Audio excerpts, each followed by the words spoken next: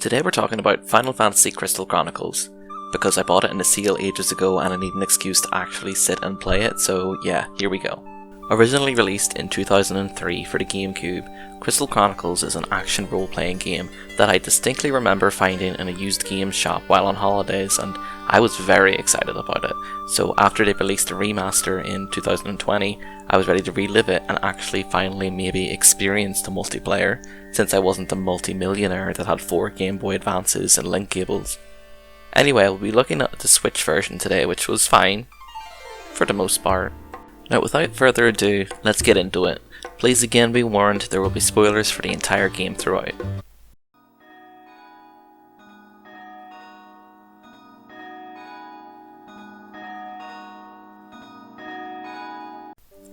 After selecting New Game, we get treated to the intro cutscene that hasn't left my mind since I saw it for the first time. Sound of the Wind is an absolute bop. I also love getting to see the caravanners doing the mundane stuff like gathering water and just travelling, but we also get to see them actually fighting in a dungeon from much later in the game. It's a great opening in my opinion. We get to actually see the beginning of the journey from the village. I feel like I almost wore a hole through my discs as a child watching this again and again, since this was the age before the advent of the internet as we know it today. You couldn't just go on YouTube to watch it. YouTube wasn't even there. We have it so good these days. The version of the opening song from the remaster is actually a re-recording of the original song, and I've seen a lot of people in comment sections say that this version isn't as good as the original. And while yes, it is slightly different, we do have to remember this was recorded a good 20 years afterwards. There's going to be a change, that's just to be expected. I honestly love both versions, and I find it difficult to choose between them. At this stage we get to name the village that our caravan was travelling from. Since my head has as many holes as a sieve, I completely forgot to prepare for this, so I ended up naming it after the second best starting town from Final Fantasy XIV, Limsa, since Gridania won't fit. We're gonna have to invest in some RP benches to live up to this name. Also, why the hell is the keyboard A to Z? Who is this helping? Can I get a QWERTY in here please? After this we get the opportunity to create our character. The caravan can hold 8 characters in total, which makes room for 2 from each of the races. These are the Klavats, who are the most balanced class stat-wise and are the normal human equivalent. The Lilities are like little potato people that are the more strength inclined than the other races, and according to the deep in-game lore, they used to rule the entire world with an iron fist. Which is fun. It's good to have a hobby. Ukes are the mage class, and they are what appears to be a fusion of a suit of armour and a bird monster, even though their physical bodies are just a form that augments the magical powers of the soul contained within. Which is horrifying in a sort of metaphysical way. And finally we have the Selkies, also known as the best one. Selkies are the fastest of the races. Their magical and physical attacks are nothing special, but they can charge their focus attacks faster than any other race. The vast majority of them are thieves and bandits, which means the ones that aren't are treated badly for it, which is sad. There's a lot of interracial prejudice in this game, I really didn't expect it. Each race has 5 designs for each gender, meaning there are 40 unique designs, 8 of which are new to the remaster, some of which are based on other characters from the Crystal Chronicles series. I chose the Wolfie design for the female Selkie since she was giving what I wanted. Then I picked a good voice, since there's nothing worse than picking a character voice that's annoying to listen to. Finally, we get to pick the occupation of our character's family. Each one has its own advantages. For example, the alchemist family will provide blueprints to their child when you send back materials, the farmer will send their child wheat and bread, and the rancher will send meat and milk. I went with the blacksmith since I had done absolutely no research, knew creating weapons would be useful, and also I wanted the family discount. After finalising our character, we're shown our family, which consists of 2 parents and 2 siblings. My character ended up with 1 older and 1 younger sister. Your family and your relationship with them is actually really important, and we'll see that later. We set off from the village, and after moving for just about 2 seconds, we run into the caravan from Alphataria and meet up with Solaract for the first time. He introduces us to Siltskin, a travelling Moogle who we'll run into many times throughout our adventure, and it is in this moment that I have noticed that the Moogles in this game don't have any arms. They have to pick everything up with their mouths? That's very impractical. Anyway, Silkskin gives us a tutorial on the deep lore of the world, combat and magic. Turns out, I'm not good at pressing buttons in rhythm and resort to just mashing. I also completely forgot that Mog can cast magic if they aren't holding the chalice, but never when you want them to. I can't remember if this is when you get told about this, but there's this fun mechanic. Each character has specific likes and dislikes for the food items you can use to heal.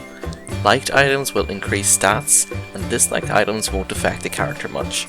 As an example, Selkies prefer meat and fish. It's a fun way to make your character feel more human. Oh yeah, also we get to keep Mog to carry our chalice for us. I don't think anybody asked Mog if they wanted to do this. You only get him in single player though, multiplayer you need to do that yourself.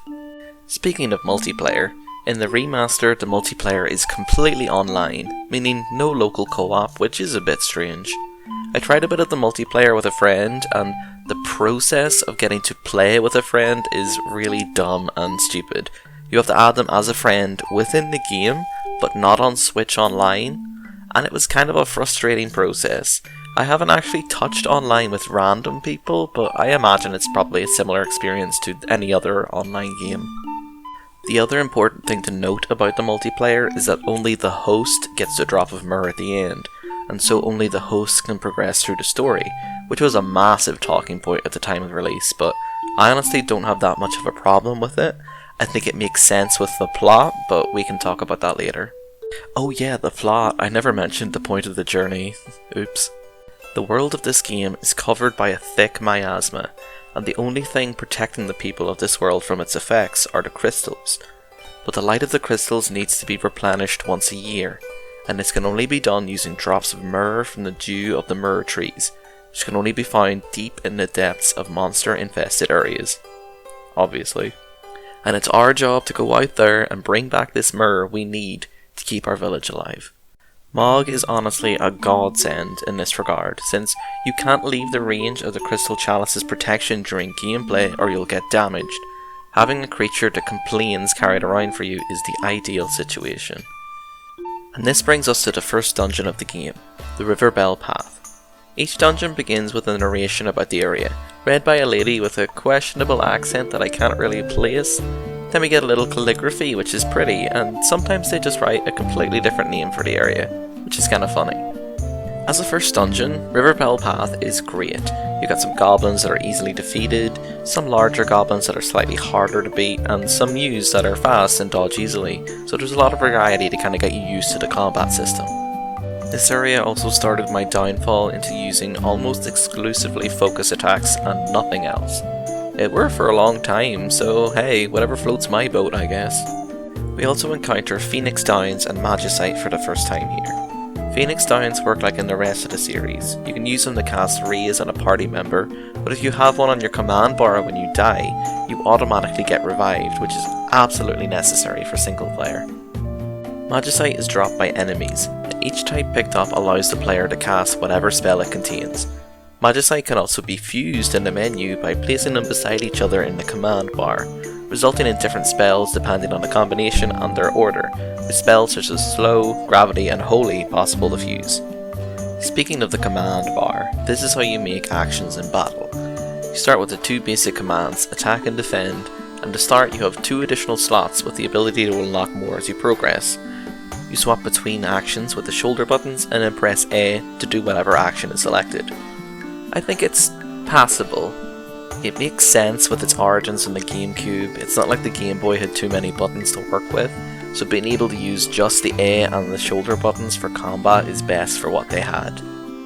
Anyway, River Bell Path.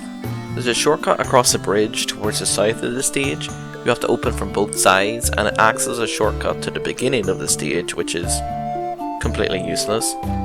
Whenever you leave or complete a level, the enemies respawn, and the level essentially resets to its base state, so the shortcut you opened is closed again, so what's the point? It's not like you can open it for another character to travel through, since everyone needs to stay within the Crystal Chalice's range. It's really weird. Apart from this, the area is lovely. It really feels like an old country path that's just been abandoned. The old broken bridge and the wooden gates make it feel really authentic. I'm a really big fan. I am also a big fan of the Moogle house towards the end of the dungeon. These little folks have just moved into their house and they're not ready to receive visitors yet, but if you return here later, they've actually built the place up a little bit. It's a great way the game makes the passage of time obvious, considering it's a core feature of the game. Eventually we reach the end of the dungeon and enter the boss area. I am obsessed with this boss intro cutscene. The music gives me a sense of both slight fear, but also intrigue. The simple 3-note repeated structure with the percussion in the background that can invoke these feelings. God, I love video game music. Anyway, the giant crab is our first boss, and the screen shatters just like the Final Fantasy X battle intro when we jump straight into the fight. Oh, here's another bop. Monsters Rondo has got to be one of my favourite boss music tracks of all time. Every single music track in this game is incredible. Their use of instruments is unmatched, honestly. The woodwind in the main dungeon theme just evokes a feeling of a time period in which people would be travelling the road in caravans. I just love it so much. Okay, on to the actual boss. This one is a great intro. You get shown that most bosses will come with extra minion enemies that respawn, and they have massive health bars that go down surprisingly quick actually. The focus attack of our current weapon works well for a boss like this. We can deal damage while keeping our distance. The boss can also use a bubble attack that inflicts slow on a character, which is honestly the most annoying status effect in the whole game. This boss has several attacks it can use, swiping with its large claw and slamming its head thing on the ground.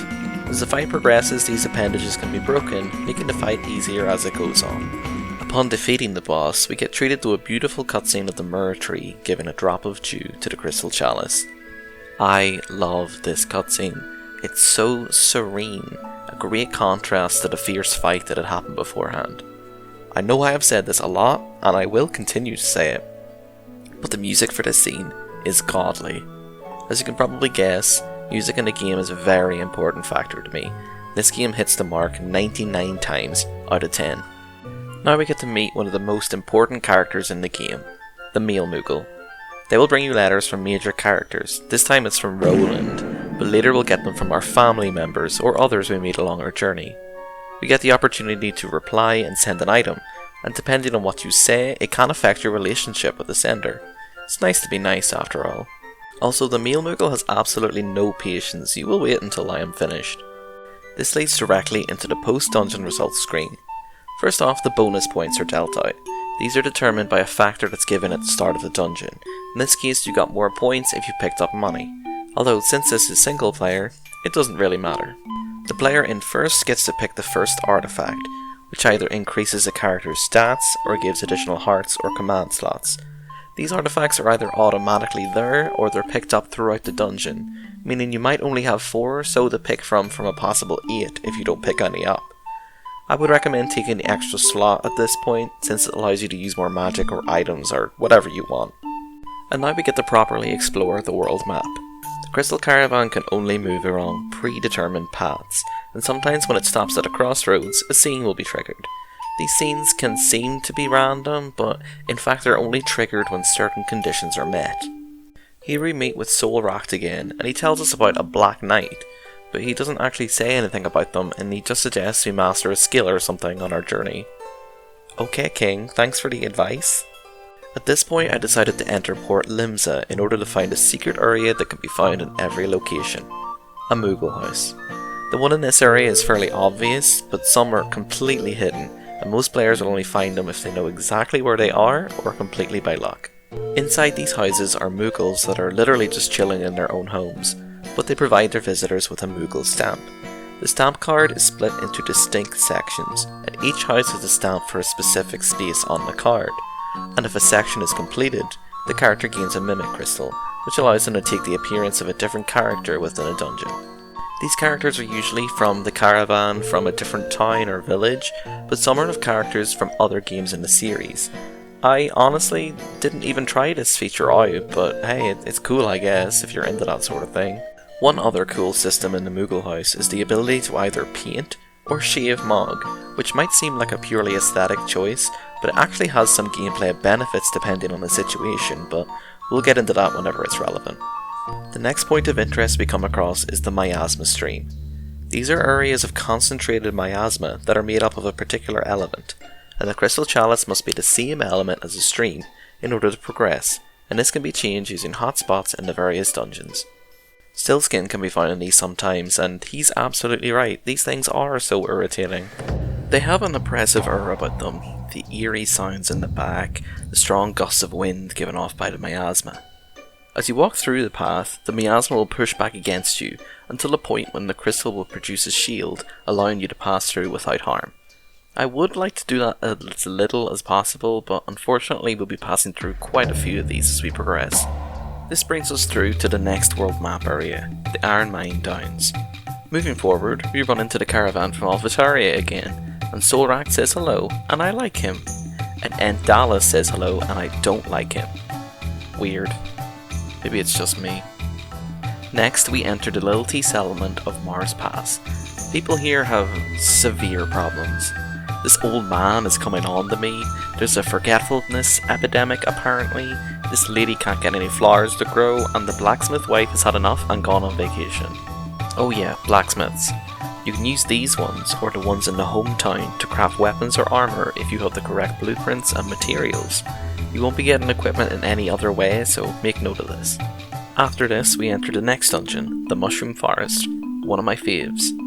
The opening of this dungeon has been implanted into my mind forcibly by my playing of the intro of this game many times in my childhood, and maybe I also had nightmares about running through this place, I wouldn't be too surprised. This place isn't particularly complex, it's mostly a straight line with a few branches. The enemies aren't too tough, but I'm still actively trying to work out what this thing with the ponytail is. Ariana, what are you doing here? I actually had quite a bit of difficulty with the Ariman enemies, since I was apparently point blank refusing to engage with the spell fusion system. A single gravity spell would have been enough to wipe them out at this stage. After wandering through for a while and jumping on some mushrooms and completely failing to find a Moogle nest, we enter the boss arena to find what is probably the most iconic boss from this game, the Marlboro. This boss isn't too difficult as long as you have a Cure Stone equipped and maybe a Clear Stone as well, since, well, this is a Marlboro, so obviously we're going to get bad breathed. Little plants at the side can be taken down easily, but the worst thing this boss can do is its AoE slow spell, which as far as I'm aware can't be dodged. Honestly, there's not many fights in this game that are particularly difficult, as long as you've got a cure spell and you weren't just randomly hitting buttons, at least until the final area, in my experience anyway. Anyway, we defeat the creature and collect our second drop of myrrh. At this point you can start to see the reflection of your character in the mirror and they look kinda dumb. I received a letter from my little sister, Momofi, in which she invoked the ancient language of the Selkies, words impossible to comprehend by the modern naked eye, so I politely told her I don't understand anything you ever say ever, and she point blank refused to send me another letter ever again. Guess she didn't like that raw fish I sent her. Next up is the final dungeon of Year 1, the Mine of Cartridges. As the name suggests, this place is a dark and dreary mine, deep in the mountainside, and honestly I love this place. The intro details the need for this mine during the Lilti conquest of the world generations ago. The soundtrack makes me feel like I'm actually inside a cave. Those long cello notes are gorgeous, I just love the atmosphere here. The extra details also really sell this place for me. The fact that the lanterns lighting the place are actually little bombs inside a steel cage. The fact that the mine carts make up the puzzle needed to move on, it's one of my favourites. I actually messed up a bit and got hit by a few bombs here, since when they die, they self-destruct, and my Final Fantasy XIV brain assumed that once the animation began, the damage had been dealt. I was wrong. The second zone here is absolutely breathtaking as well. Walking the tracks suspended above the deep blue miasma-filled waters below, it's just a stunning sight. The boss here is the Orc King. This guy's a little harder than the previous bosses we've come across, although it's still not that difficult. Its physical attacks are far faster than those we've come across so far, but its magic is the same standard of her. He actually has a desperation move that he uses when he loses enough health, although it's actually an obscenely long charge, so you can easily defeat him before you even see it.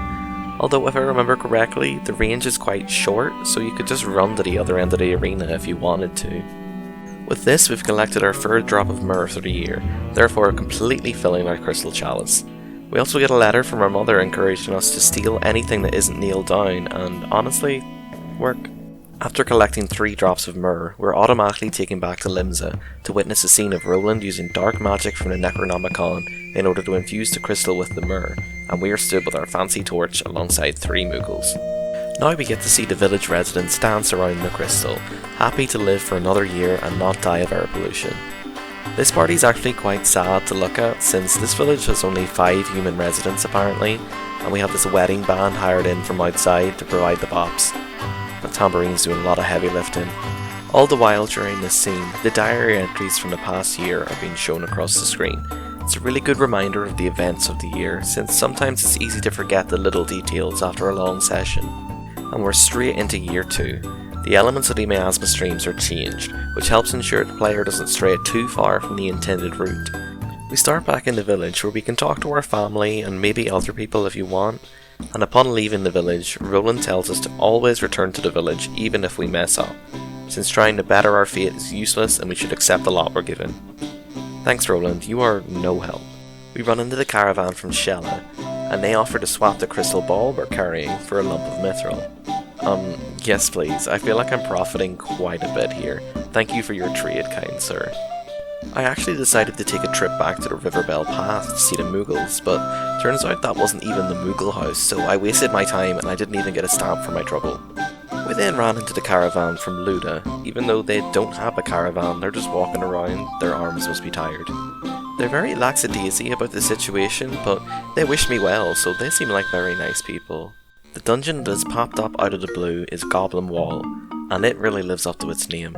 It's a very vertical dungeon, completely full of goblins, and honestly it's a bit too awkward for me. The main gimmick is that all of the caverns are blocked by bone doors, and they need to be opened by whacking a skull that's above the doorway, so there's a lot of going up and down pathways to open chests and move on. This on top of the almost completely brown colour scheme just made this place very monotonous, and the staccato-like nature of the music was nice to begin with, but kinda got on my nerves as time went on. Not my favourite area. Anyway, the boss here is the Goblin King. In the initial phase, you need to defeat a few goblin goons in order to open the path forward, and this took me longer than would have been ideal, since the 2 goblins' attack cycles went out of sync and I kept getting stunned. But they're only basic goons, so a couple of hits take them down. The Goblin King themselves is fine. They cast high level magic while teleporting around, but as long as you keep moving around while attacking, you'll be totally fine. The only thing is that the magic tends to affect a larger area than the little indicator makes it look, so be careful of that. When they die, the king gets sucked into their magic oven, and it's actually quite a funny animation. Rest in peace. Our older sister sent us a letter telling us she maliciously killed our favourite flower on purpose, and we choose to forgive her with the striped apple. At least some people in this family get on. On our way to the miasma stream, we come across the caravan from Mars Pass, who have been absolutely obliterated by the Black Knight. He fought wildly and without discipline. Sounds like someone we should definitely keep our distance from. Yes, I do the cooking, yes, I do the cleaning. In the next miasma stream, Silkskin lets us know that Muggles and monsters aren't affected by the miasma. Well, that doesn't seem fair. Finally, we reach the main city of the world, Alphataria. Visibly bigger than the other civilizations, this city has a lot of mean people in it actually. Nobody here enjoys their lives. There's a little toddler with a spear that's training for a mission to kill bandits and brigands, and I'm a little bit scared of him actually. There's a guy selling mithril under a bridge. This trio of ladies are talking badly on their husbands, and one of them doesn't even remember him at all. What's going on here? Is this a lady that got a divorce? Divorce.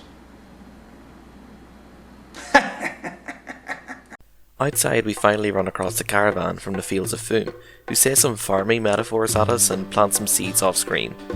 They seem nice.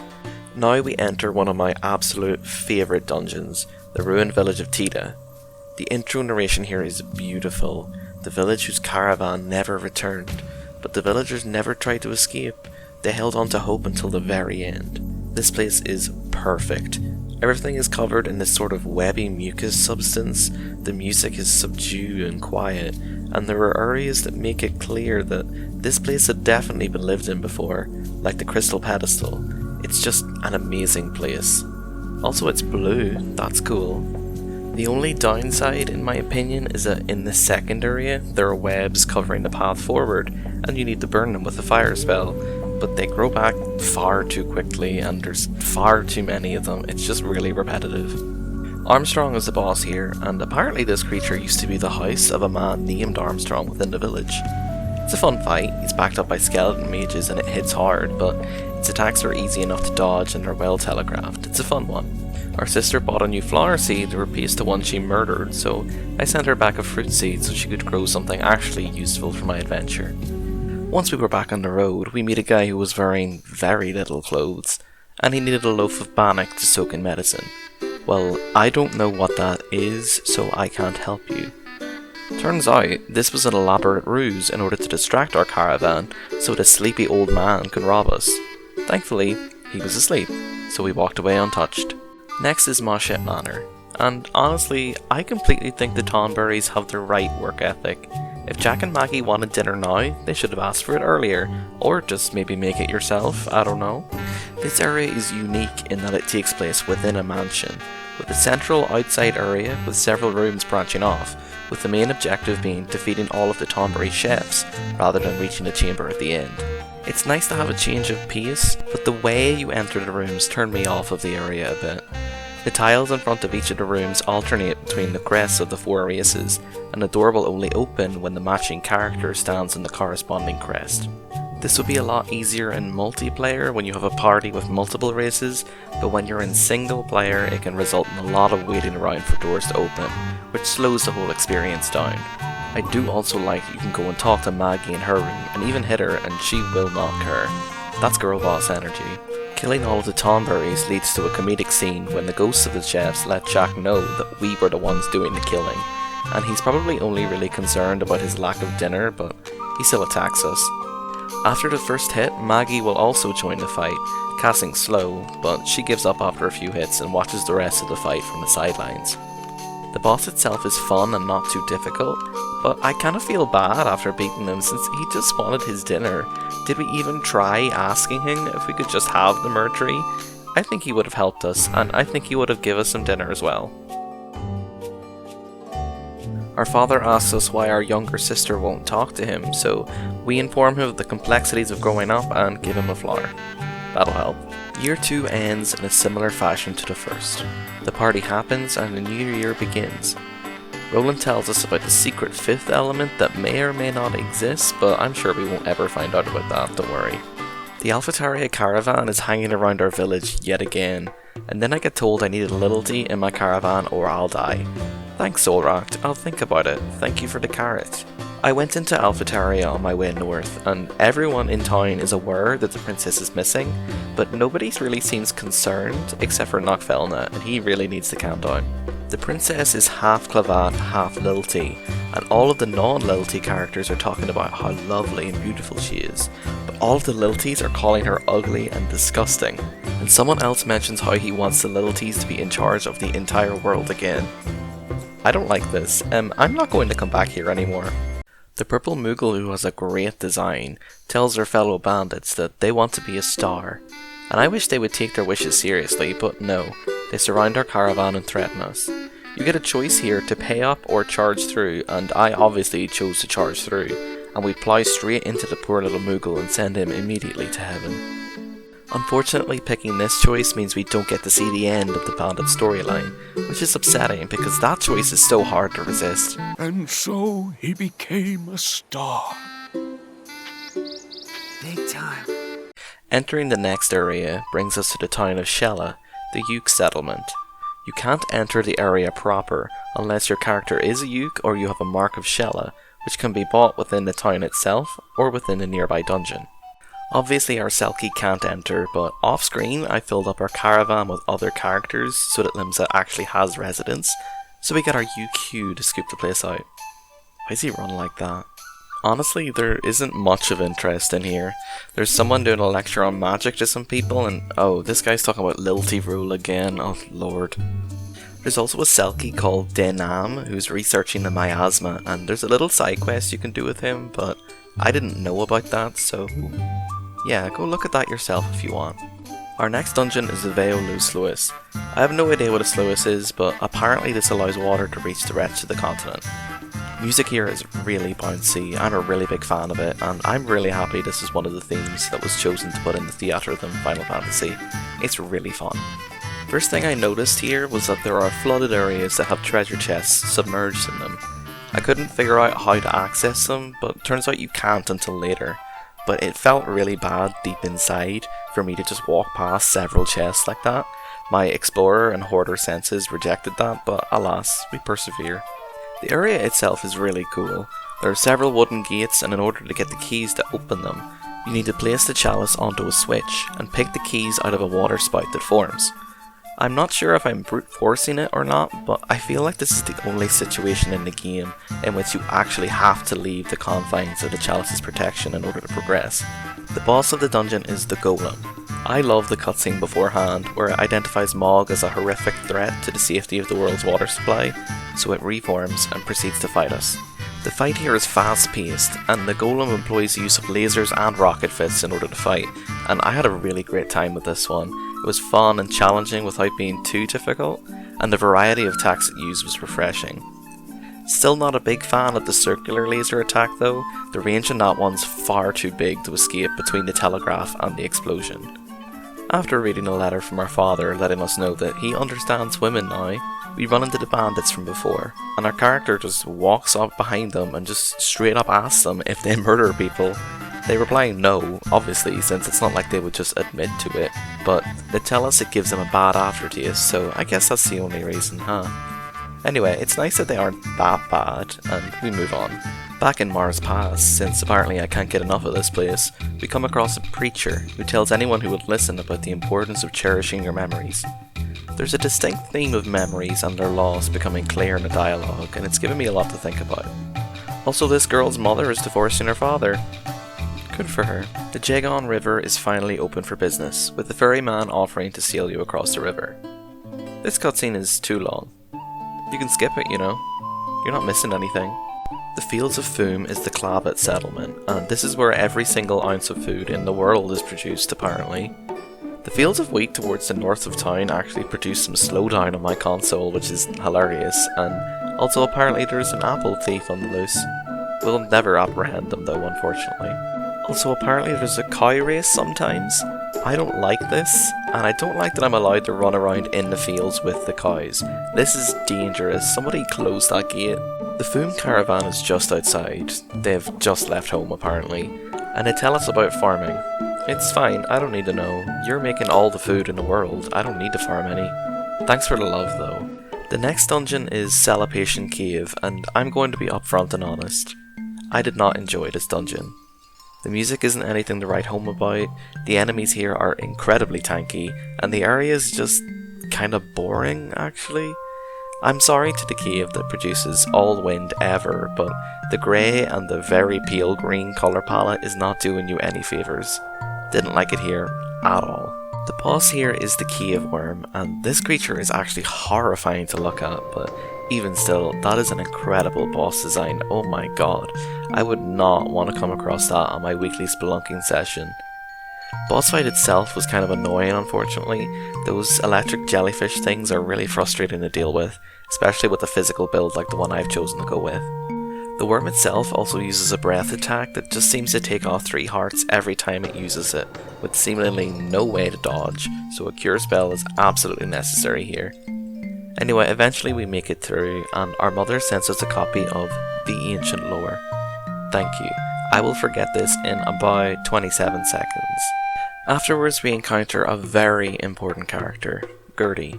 This man appears with the caravan from Mars Pass, and they're getting real pissed off at his fairy tales, and they're threatening to leave him behind, alone and afraid. He's kinda dumb, and that's just pissing him off even more, so he starts to follow along with us after he gets abandoned. He gives us a poem as payment, and please remember this poem, it's going to be very important. Write that down, write that down! Now, I didn't actually properly think about this until afterwards, but the Mars Pass caravan wasn't just going to leave this man behind. They were essentially condemning him to death in the miasma. Like, that's tough. Those stories must have been really annoying. The third dungeon of this year is the Demon's Court. I love the aesthetic of this place. It's like part base, part Colosseum for the monsters, and the narrator rightly hopes that this is the worst place they'll come across. They're wrong. This place is the first time we come across ghost enemies. You need to cast Holy on them to give them physical forms, which greatly decreases their defense. Obviously my past self decided to brute force this instead. There's also a bomb trapped on a log bridge, and when it explodes, it brings the bridge down with it. Remember that for later. Also, these spear throwing lizards are really annoying, they're stun locking me, and you actually have to kill those yellow ones since they have the keys you need to open the boss door. And what an impressive boss door that is. I'm obsessed with this thing. It's built like a monster's mouth that opens up. This is like Grand Design's level of architecture. The music here is certainly a bop also. Very 1600s vibe. The jousting tournament is next Tuesday, watch out for the Black Death sort of thing. The design of the boss here, the Lizardman King, is lovely. Their introduction with the corals walking around the arena is so cool. Unfortunately, the fight itself is a piece of piss. The guy just folds underneath you, kind of an anticlimactic end to a great dungeon. My mother is confused by my sending her of multiple fruit seeds. Damn sorry, I didn't realise we had such little real estate. Give it to the farmers, I guess. Now that we have a caravan chock full of people, the end of your party is actually buzzing.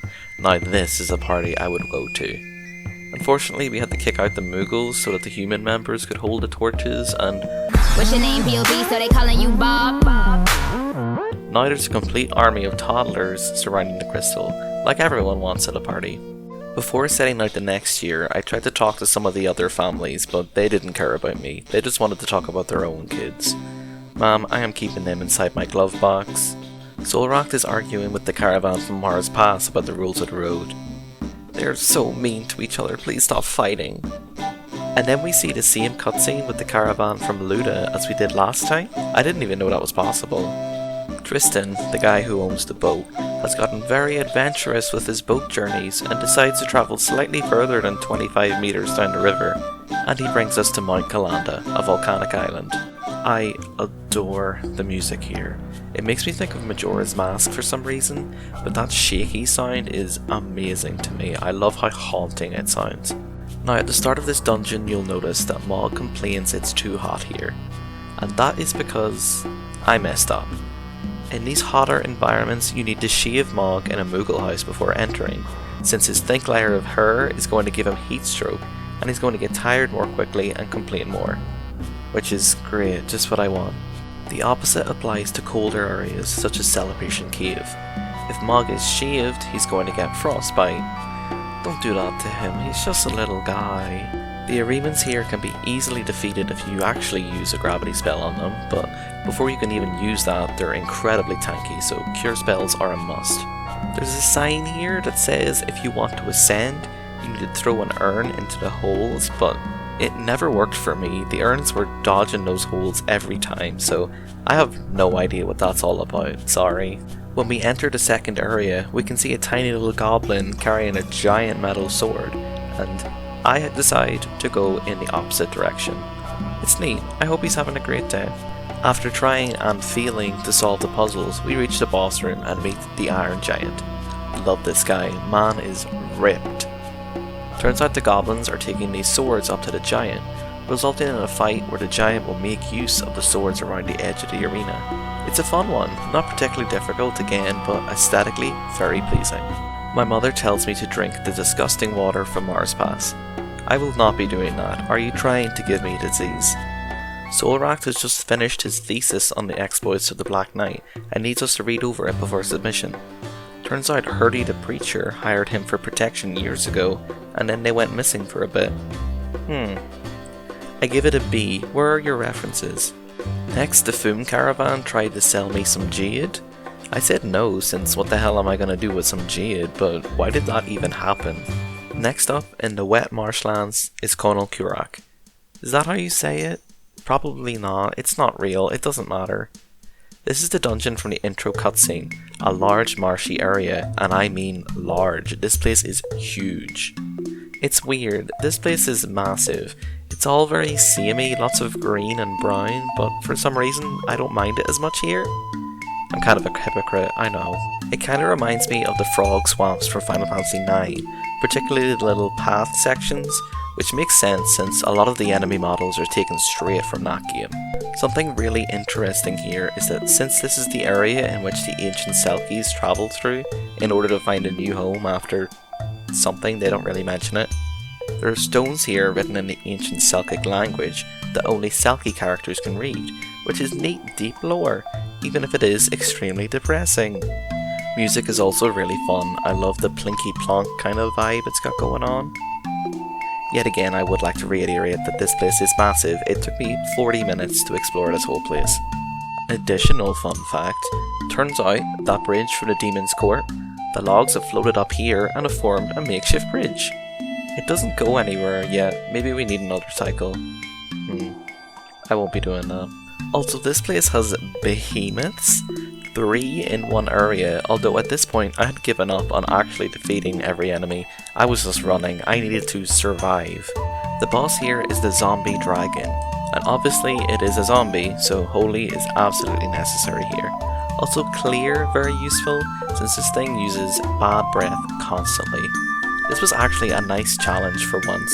The dragon dips back and forwards, you can't always hit it physically, and it hits hard. Fun fight. Mother thinks the carrots from the farm are nicer than the ones on the market. I regret to inform you that those are, in fact, one and the same. They make everything on that farm. Outside, Gertie and the Foom caravan are arguing. Turns out, maybe Gertie isn't the nicest man in the world. He's not actually dumb, he's just manipulative. For some reason we agree to pay his 1,000 gil debt. We aren't friends though, don't call me that. You are not Xenos Yai Galvas, do not even try. Anyway, we get the next part of the poem. Thank you for your culture. I paid the Shella caravan for Uke Wisdom for a great price of 10 gil, only then for them to write in my diary that Flans don't like magic. Thank you. Very interesting. Glad I paid for that. Rebinitera is our next destination, the ruined remains of a city from centuries past, which is actually the place in which the spin-off Rings of Fate takes place. Music here is great, made me feel like I was trespassing on grounds I shouldn't be on, while also a feeling that where I tread was once someplace grand and worthy. I really love the instruments they use in this part of the soundtrack, and the soundtrack as a whole to be fair. This area is full of both ghosts and flying gargoyles, meaning that both gravity and holy are needed, which in my case resulted in switching spells in the menu constantly because I refused to remove that phoenix down from my hand, just in case. There's also an area that you can't access in the north without being either in multiplayer or extremely quick. It's really hard to hit both of these barriers that need different spells in time. Also, I like these Bandersnatch guys, they're just like big dog things, love them. Inside the throne room is the Lich. They're surrounded by a shield that is powered by 2 orbs, but I thought it was hard to tell which spell you needed to use to break the barrier on the orb sometimes. A red orb that's surrounded by purple stuff isn't always obvious straight away. Because the Lich is a ghost, holy is needed here as well, and as much as I love this boss's design, I thought it was really hard to judge where exactly it was. It didn't have a marker like other floating enemies, and I missed quite a few times due to this. Overall, not my favourite area, but it was still fun. Our mother sends us a raw piece of beef in the post, and I accept that green, wet and disgusting gift because she sends it with love and I don't want her to be upset, although I will be throwing it to the goblins. And with that, year 4 is complete, and we've almost hit all of the unique dungeons, there's only a few left. Our character laments that a lot of our memories from previous years have faded, and they hope that collecting Mirror isn't the only thing that's pushing them forward. Rowan tells us more about the old traveller that tried the cure to miasma, and with the passages he tells us, it's obvious this man is Gertie. Very upsetting that we share friends with this man.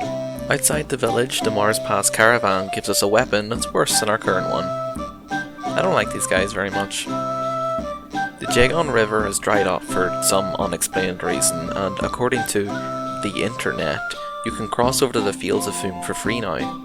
I think I've been lied to, I can't get across this at all. Apparently Shella know what's going on here, but because of miasma stream elements, we can't actually get up there. Guess everybody will be dehydrated this year. This has meant that Tristan the boatman has had to move down to Port Limsa, where he wants to go even further and go the whole way to Lanari Isle for extortionate amounts of money, so of course we do that. He brings us to the village of Luda, the Selkie settlement where it is obvious that we are absolutely not wanted. Thank God there's this very tough trampoline minigame with the quickest timings I've seen since the Final Fantasy IX skipping rope game. I don't know if there's a reward for this game, but I am not going to find out. Fun fact, if you don't have a Selkie character and you talk to the NPCs here, they will rob your guild, so watch out please. Before leaving, I made sure to find a Moogle house and shave Mog in preparation for the next dungeon. It's actually quite hard to tell when he's completely shaved, so just keep going until you hit bone, I suppose. The only other location on this island is the Lanari Desert, and this place is huge. The vast majority of the dungeon takes place on this one sandy plain. I ended up just hugging the edges on my run through, and as the narration as well as every other main character has said, these sands hold a secret. But we don't know about that yet, so don't worry about it right now. There are zoos here from Final Fantasy X. They're huge and they hit hard. Lovely. Grab a gravity spell and kill them. In all of the looking around for a traditional exit to the next area, I actually managed to find a Moogle house. That's good. Like the music here though, this game is still full of bops. Eventually I circled the entire area and realised there wasn't actually a normal exit here. In fact, in order to move to the next area, you need to go into the correct sand whirlpool quicksand thing to move on. If you pick the wrong one, it just brings you to another part of the same area, so it's no big deal. The second area is a lot more linear, straight lines with cactuars that move far too fast. There's also this horrific creature with a skeleton cage and a snake tail. Apparently this is a chimera, and I really don't know how to feel about this design. I wanna like it, but Anyway, the boss arena is in the next zone, and in order to bring it out you have to defeat groups of 3 scorpions, and after each wave the sand level decreases, trapping us in a little cave thing. And whoever designed these electric scorpions, please turn on your location, I just want to talk. After 3 waves the boss reveals itself. It's the antlion from underneath Clara. This one hits hard, but it can't touch you if you get behind it. Those lasers should not hit that wide a range though, my god. I had a lot of fun with this one though, I very much enjoyed it. Our father tells us that his grandfather told him how to solve the dried up river issue, but he forgot. Now, who exactly was he to know how to solve that? Why couldn't you remember something that was that important? Here, have this phoenix down. Outside, we finally meet the Black Knight himself. He seems to be wildly flailing around at something only he can see, but it's looking at me now. Don't you look at me. He appears to have lost all of his memories, and he's fighting to get them back. Seems like a nice guy to me, honestly. I think he's been framed. Now, there aren't any new unique dungeons for us to go through now, so I just did the Riverbell path off screen, and it was the same. I didn't even go to the Moogle house, I just sprinted through like I had somewhere to be and I was late. Afterwards we run into Gertie yet again. This time he's with the Shella caravan, and they're looking at an amazing specimen. A world model that looks very much like a loaf of bread, or bannock as they call it here. Oh, turns out it is literally just a loaf of bread. This man is a swindler, and these supposed scholars from Shella are some of the least smart people I've met in this world. But I guess you can be book smart and not street smart. Lord knows I've met a few people like that in my time.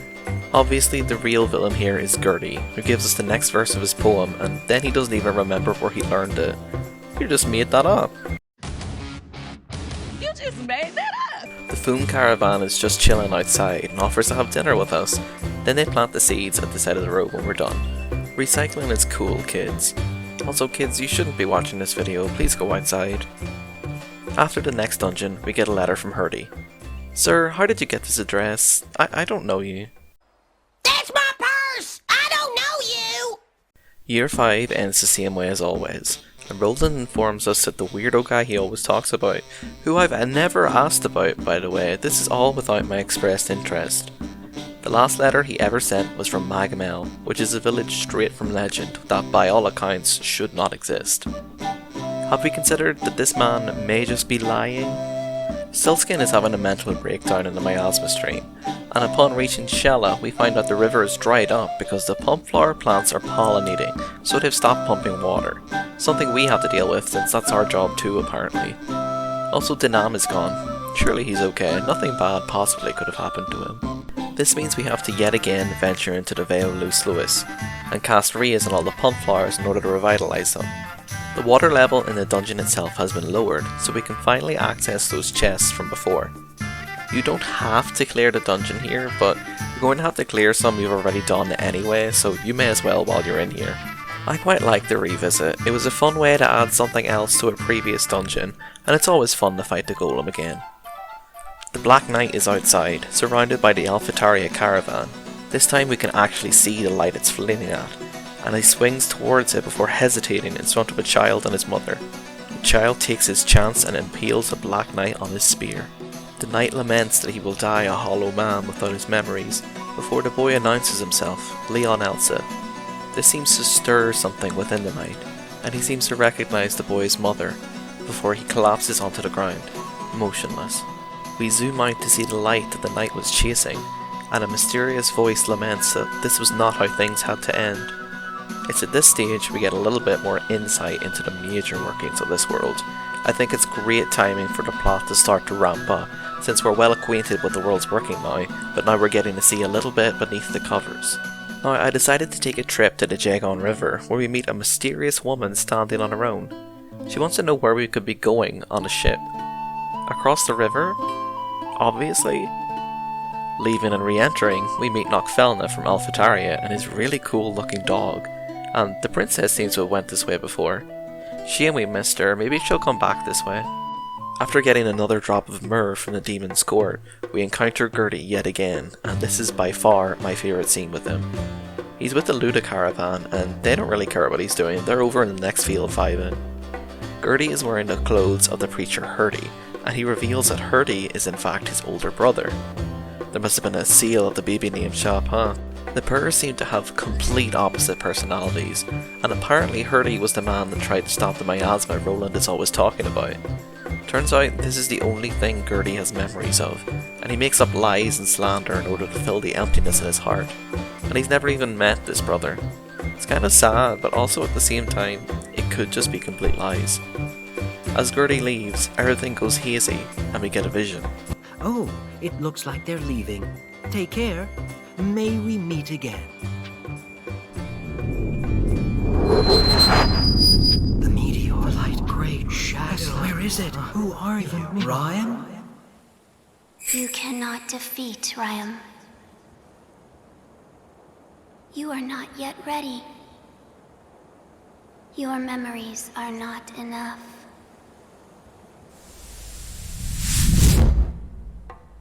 Gertie doesn't acknowledge the fact that we just tapped into the echo, and he gives us the next part of the poem. I love this scene. We're already aware of Hurdy and the Black Knight trying to stop the miasma, and the new info of the meteor, rhyme, and the strange vision we saw just adds to the intrigue. I'm ready to find out what went down with these two. Also, I've just realised, if Hurdy and Gertie aren't the same person as this cutscene implies, my man's running around with no clothes right now.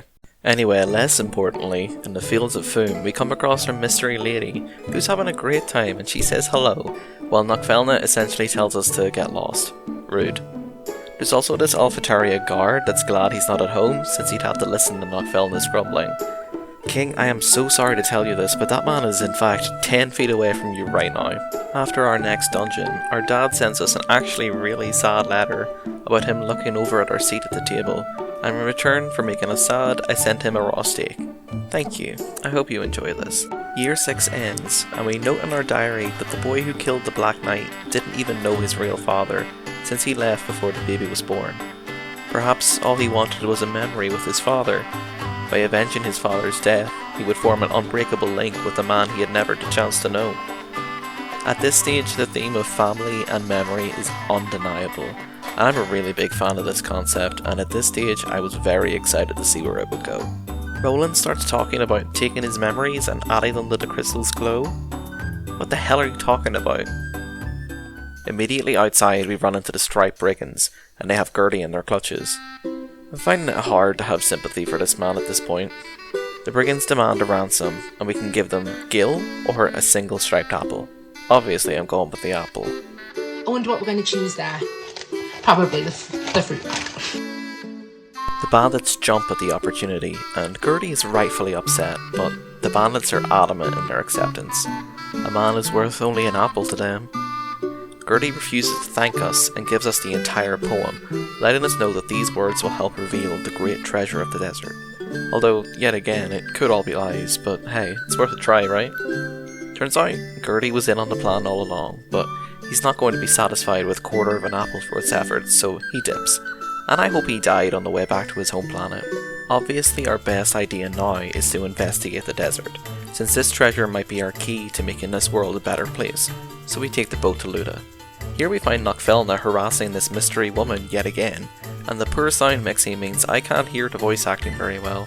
She seems upset though, I hope he leaves her alone. Once we enter the desert, we need to defeat enemies in order to gather various materia for spells, in order to cast Fire, Blizzard, Thunder, Gravity and Holy. And then all we need to do is follow the directions on the poem. Lightning brings the cactus pain. Rotted shelter sinks under weight. Lonely mushroom bursts to flame. 3 rocks the winter's kiss awaits. In the end shall bloom a flower. Secret light reveals its power. The camera will let you know if you've completed a step correctly, and thankfully all of these spots are marked on the map after you hear the corresponding line in the poem. This will reveal a new hotspot, allowing our chalice to gain the unknown element, allowing us to traverse any miasma stream, including the mysterious one past Remastered, making that our next destination. After leaving the desert with our newfound godly power, Knockfelna is standing in the middle of Luda being racist while the other lady begs him to leave her alone. I completely agree with you, Queen, you need your space. After leaving by foot, we get treated to a lovely cutscene. Our mysterious woman, who is obviously the missing Princess Fiona, speaks with a young Selkie, telling him how she decided to travel the world after getting advice from a servant after the death of her mother. There's a lovely metaphor about the ability of people to shine like stars in the sky. Even if they are obscured by daylight or the clouds, they're still shining. I did like this little quest line. It was like Fiona going on her journey, and we were just passers-by happening to run into her while she found her way in life.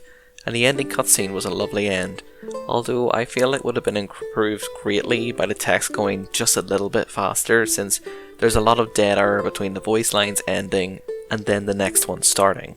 After this we can return to Alphataria, where they're all having a great time, and that dog finally got his revenge on Knockfelna. Fiona speaks to us as if we had a great hand in giving her confidence back and letting her find her way.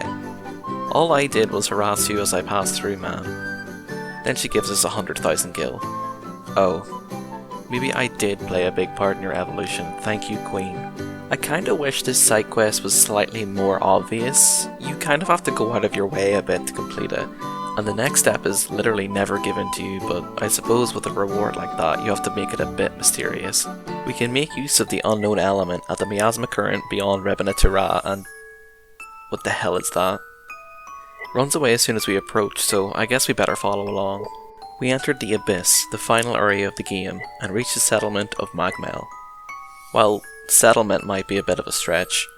This is where those green creatures, the carbuncles, live, but on your first visit there's only one here and they're pretending to be asleep. Very badly. Look, I'm sleeping. Oh. Apparently if you visit after a few years, more carbuncles appear and it's a bit more lived in, but it's very lonely for a legendary village, but I guess the village of legend that's cut off from the rest of the world is built to be lonely. Also, this place is so foggy, someone needs to install some fog lights. Stiltskin's having a great time though. The final dungeon in the game is Mount Valenge, and it's well worth the wait. The narration here takes the form of a letter from our character to our mother, writing about our will to move forward, and a final statement of, "I will write again." Very poignant considering everyone who has visited here before has never been heard from again. Music here is an absolute bop. One of my absolute favourites. I just love the xylophone notes, and the wind melody is incredible as well. Hasn't left my head since I entered this place. There's also a lot of ghost enemies here, and I didn't manage to get holy for ages, so the beginning of the dungeon was quite tough, and I decided to brute force all of the enemies in hopes of getting a raise materia. I did not. There were also these large boulders which seem like they can't be broken by normal attacks, but unfortunately this is lies, and you literally just have to hit them with a combo or two to destroy them. There are also these floating meatball boulder things. What's going on? Is this alien technology? Is this Nier Automata?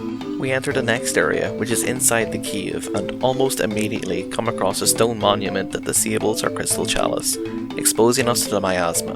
And being the level-headed gamer that I am, I panicked and ran. I got overwhelmed by enemies, and quite soon I had been defeated, when all I had to do was smack the stone a few times.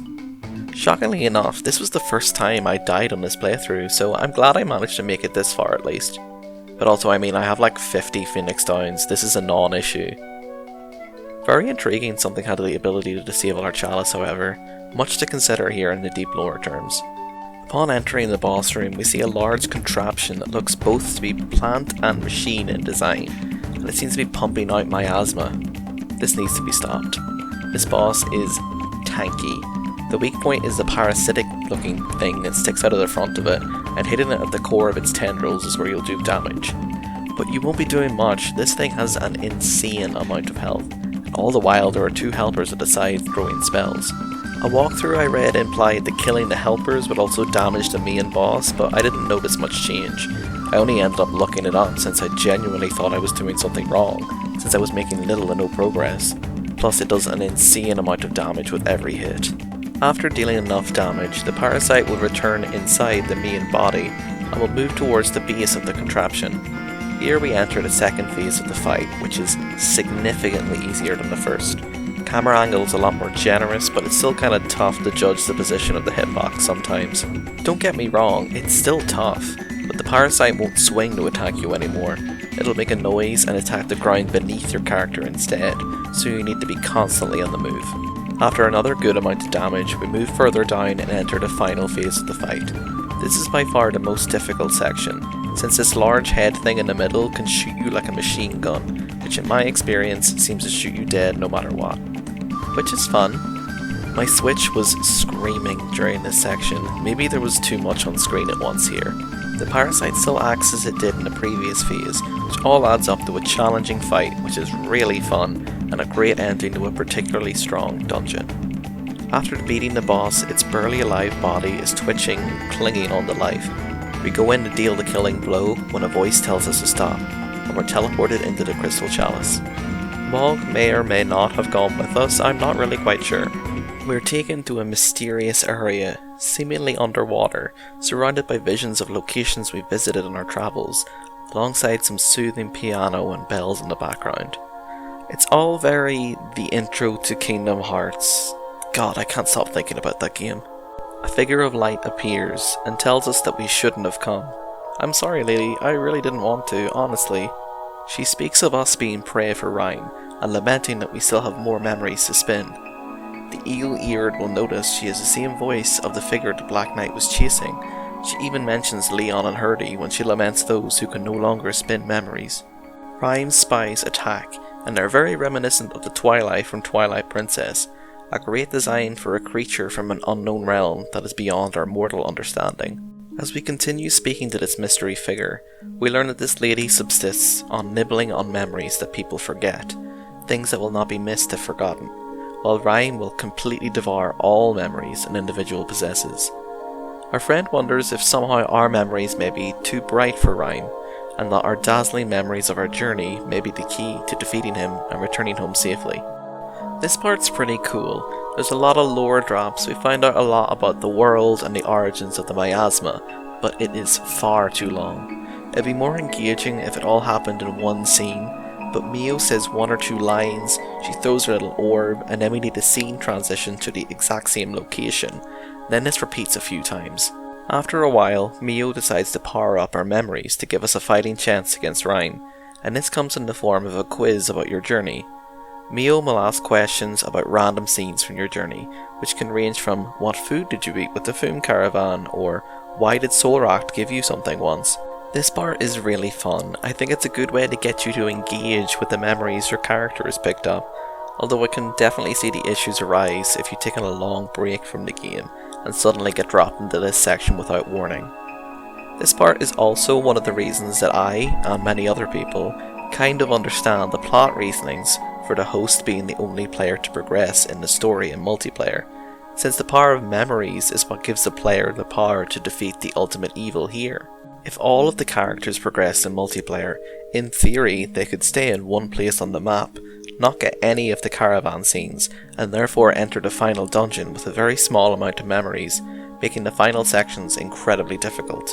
It's a logistical issue that I don't have a solution for, and I believe the studio did the best they could regarding this situation. In the original, this didn't matter, since all of the characters shared the same caravan and would all share the same memories, but this isn't as feasible with the system in place in the remaster.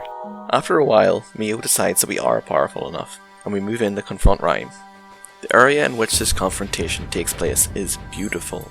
There are stained glass windows floating above the ground, and Rhyme's design is complex and mysterious, which I think really suits a being with an origin as strange as his. Rhyme and Mio have a conversation. Mio implies that the memories she eats are returned to the mortal realm as the mirror we collect, and Rhyme thinks the miasma is essential to him, and he prefers the most sorrowful memories out there, giving a shout out to the memories he devoured of the final moments of the citizens of Tita. Rhyme slams Mio into the ground before turning his attention towards us. I went about this fight the complete wrong way in the beginning. 2 ads spawn at each end of the arena, and I decided beating both of them was the best idea, but doing this means they spawn back sooner than you can even get a hit on Rhyme, who doesn't have a health bar actually. That's so strange. Also, Rhyme hits like a truck. I could have done with a 7th heart here, or been better at the game, but I guess only one of them was really a possibility. Funnily enough, once the fight progresses at a stage when he starts using his giant laser explosion powers, I thought it was so much easier than before. Also, this boss theme is absolutely a bop for the ages, and I will hear no criticism about it. Mio's also just lying there the whole time. Girl, get up and do something, please. At least crawl to the side or something. Eventually, we defeat Rhyme, and his dying words wake Mio up from her nap, and she tries to reason with him. This goes literally as badly as physically possible, and Rhyme absorbs Mio in an attempt to stave off death for even a little while. This surge of power leads to the room we're standing in to shatter, and we find ourselves on a plain of clouds overlooking the world. Eventually, Bahamut's summon animation from Final Fantasy X will play, and the final boss will descend. This is Memoria, and oh boy is this a great one. Memoria's design is even more otherworldly than Rhyme's, and the fight begins fighting against its lower end, while the top half attacks with its lasers and claws. Honestly, the fight against the lower half is pretty easy. I don't think I even got hit once in this section. At certain points during the fight, images of your family members will descend onto the battlefield. It took me a while to work out what I was supposed to do with these, but what you need to do is cast Cure on the bubbles, and they'll convert into Magicite, which will allow you to cast either a random tier 3 magic spell, or gain invincibility for 30 seconds. This invincibility is almost vital for the fight against the top section, which descends once enough damage is dealt against the lower part, since the lasers it shoots can and will kill you in one shot. I'm a really big fan of this mechanic. It's a great way to visualize the power of your memories that were so hyped up in the lead up to this fight, and the game proper, and giving you the tier 3 magic you may have never used before really makes your character feel incredibly powerful, and having your family members be the ones to imbue you with it is really touching and impactful. Another fun thing is that if the bottom claw manages to suck up a bubble, then your overall memory count in the menu will decrease, and if it reaches a certain level, you'll get a game over. And as is regular for the game at this stage, the final boss music is another complete tune. This is probably my favourite song in the game. The wind, the bells, the xylophone thing, I don't know what these instruments are, but what I do know is that they're giving everything that they need to give. Eventually, after an incredibly enjoyable fight, Memoria is defeated. After watching an eldritch abomination crumble at our very hands, we're just chilling in purgatory, and Mio appears before us again. She's a lot more blurry this time though, and implores us to defeat the meteor parasite and heal the world. Oh yeah, I've been here so long I kinda forgot about that thing. She lets us know she's going to have another nap, and if we still create memories, she'll return. And that she wants us to remember her from time to time. Honestly, Mio, I'm not sure I could ever forget this experience even after years of extreme therapy. Goodbye, everyone. I'll remember you all in therapy. We teleport back to the boss arena with the meteor parasite, and Mog pops back in since he was there too apparently. We deal one final blow to the creature and it explodes at around, I would say, 14 frames a second. And then we get the end of the dungeon results, and I came first. I'm taking magic +3. With our actions here, the production of miasma has been stopped, and we get to see various locations and characters we've come across as the atmosphere of the world is purified. And I guess we're unemployed now, huh? The credits sequence begins, and our character walks across a green field of grass as Donna Burke sings another bop in our ears. We walk past some of the characters we've met. There's a lot of fun moments here. Knockfelna's dog knocks him over and Fiona laughs as she should. The end of year band are still playing. The cows from the fields of Foom are here. And my personal favourite, Gertie walks behind a tree and emerges from the other side as Hurdy. Fun fact also, only 2 of the Stripe Bandits show up here, since if you do their storyline right, then the oldest member actually dies in their final scene. I'm kinda glad I didn't have to see that one actually. As we walk, time progresses, and day slowly changes to dusk, and then night. My Switch decided to dim its lights against my wishes, and we come across the other members of the caravan, and hold their torches high and follow along.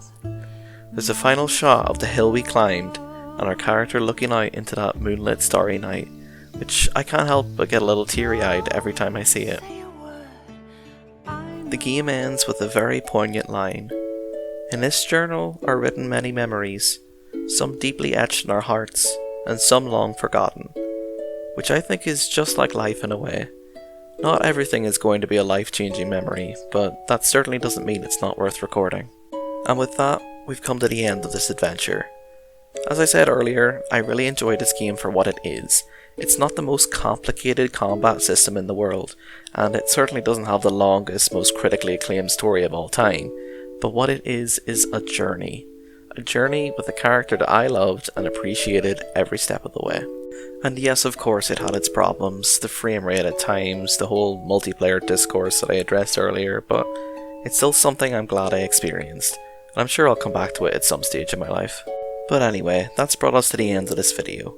If you enjoyed it, please consider leaving a like, comment or subscribe.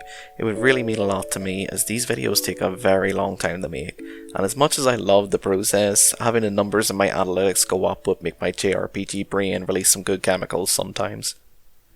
That's all from me for today. Tune in next time for something else, I haven't decided yet. Horror? Maybe horror. Horror sounds good. Bye.